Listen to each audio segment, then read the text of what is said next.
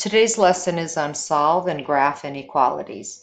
Monday, we learned to graph inequalities by using open and closed circles. We'll review what those are for. We learned to solve equations, and we're going to use those concepts here. We're bringing those two different concepts together to solve and graph inequalities. Now, the first the first step, and what we've done in a couple different lessons is make sure our variable is on the left of the inequality. This doesn't have to be, but boy does it make it easier to graph. Next, we isolate the variable using the inverse. Looks familiar, doesn't it? Both sides of the inequality. That means we have to do step 2 on both sides of the inequality, not the equation this time. Then we solve and we add this step. We have to graph the results, what works in this inequality, because it's more than one number. So our notes for graphing was Monday. So if you need to refer back to that, you can. So I have this problem here. N plus 5 is less than or equal to 6. So I'm going to go ahead and build my wall around my inequality. And now I'm going to check to make sure that the variable's on the left, and it is. Next, I'm going to isolate the variable using the inverse, and I know that the inverse, the operation that does addition, is subtraction. And I do it on both sides of my inequality. Now, 5 and negative 5 cancel each other out, and I end up with n. I bring down my inequality, and I do the subtraction on this side as well, because remember, it's both sides of the inequality, and there's my answer. But I have to graph. N is less than or equal to 1.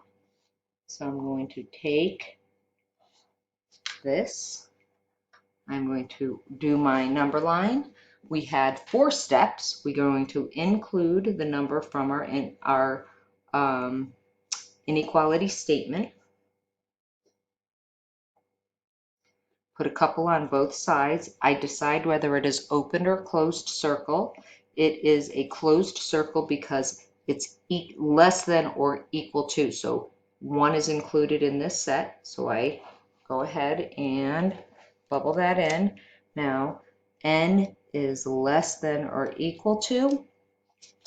The less than is always going to be to the left. And look here, if you have your variable on the left, you'll notice that your inequality points in the direction that the arrow goes, only if your inequality is on the left. Okay, let's go to the next one.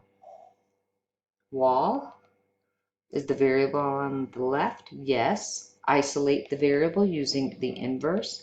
So if I have a negative 9 or minus 9, I put a positive, or a plus 9, and I do it on this side as well because we have to do it on both sides. So this cancels each other out. I have C isolated. I bring down my inequality, and I end up with 23. So C is greater than 23. Now I'm going to graph my set. I put 23, add a couple to the right that get greater, a couple to the left that are less, and I reread my inequality. C is greater than 23. I locate 23, open or close circle. It's open because 23 is not included in this. Now, so it says C is greater, so I draw my arrow, and there it is. Every number to the right of 23 will make this inequality true. Okay, so here's our next one. Ooh, now my variable is not on the left, so I am going to, move that variable to the left. I'm sorry, this is 148 is greater than 12g. We must remember that 12g means 2 multiply. Just for kicks and giggles. It's good to know before starting your problem what operation you're going to do. But before we even do that, I'm going to move this whole thing this way. Not just the g, what's ever attached to it. Multiplication, division, add, subtract, anything on this side of your inequality would move. If they had more operations and numbers, those would go too. Now, here's the big thing. I have to make sure that my inequality is still eating the same number, so I have to flip it. And then I write 148. So 148 takes this side of my inequality, and my inequality makes a flip. Because as you can see, it's eating 148 here, so it's going to eat 148 here. Now, use the inverse, and the inverse of multiplication is division. And this cancels this out, and I end up with G is less than, and now I divide. I have to do the hard work. I subtract. 12 goes into 28. Oops, wrong. 2 times. And I end up with 12 and 4 twelfths. I'm going to simplify 2 because 4 goes into both of these, and it ends up being 1/3.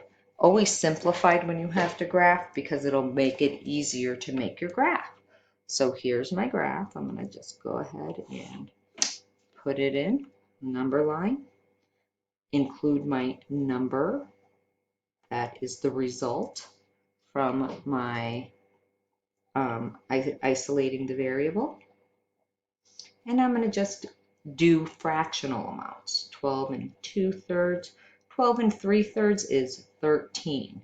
So now, if I take a third away from 12, I end up with, take away from 12 and 1/3, I end up with 12. Take a third away from here. Well, if I had 12 and 2/3, this is going to be 11 and 2/3. Now I can graph. G is less than 12 and 1/3. Let's look. There we go. Oh, look. It's pointing that direction. Oh, look. We didn't check that one out. So it does work, and it only works if your variable's on the left. Okay, let's take a look at a couple more problems. Okay, here we go. Ooh, it's so nice that the variable's on the left. So now I need to do the inverse. This is a division problem. It is p over 3, but actually it's p divided by 3. So if I divide by 3, the inverse is to multiply. So I multiply. These cancel each other out. I end up with p is greater than 27. I'm going to draw my number line.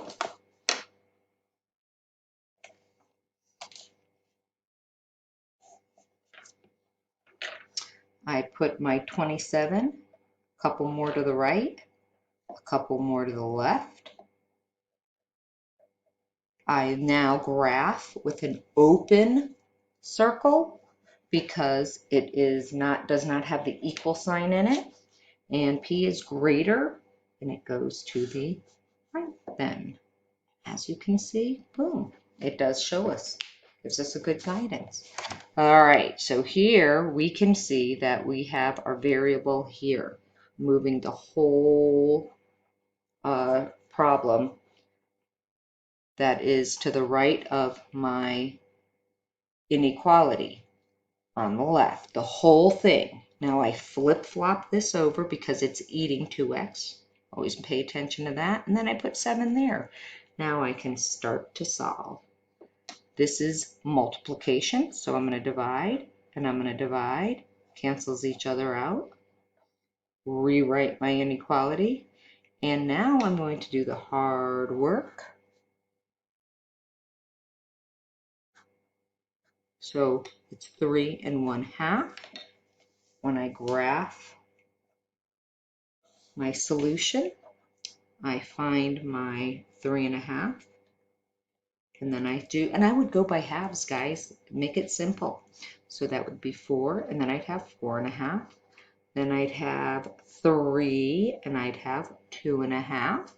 I'll put my closed circle, and then it is, should I go to, it looks like it's pointing this way. Let me just make sure x is greater than or equal to.